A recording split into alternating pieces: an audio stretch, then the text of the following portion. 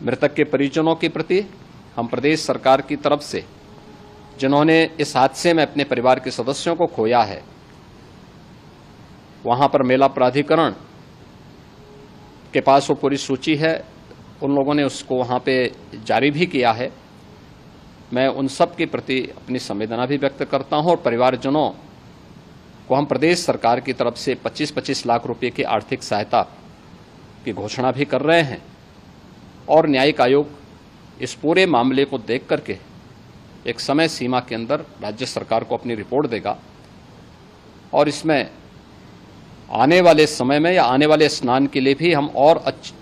कैसे व्यवस्था को और सुदृढ़ किया जा सकता है, इसके बारे में भी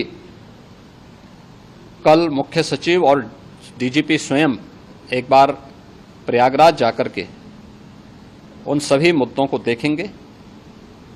आवश्यकता पड़ती है तो फिर इसमें, यद्यपि आज प्रदेश सरकार के तमाम वरिष्ठ अधिकारियों को हम लोगों ने अलग अलग स्थानों पर वहां लगाया गया था और वे सभी पूरी तत्परता के साथ, प्रमुख सचिव नगर विकास वहीं थे,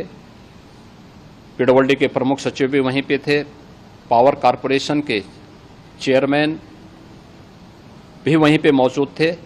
जिन एक एक मुद्दों पर वहां पर वे लोग लगातार निगाह रखे हुए थे। लेकिन दुर्भाग्यपूर्ण घटना और ये मर्माहत करने वाली घटना है। मैं सभी उन पुण्य आत्माओं के प्रति अपनी विनम्र श्रद्धांजलि अर्पित करता हूं।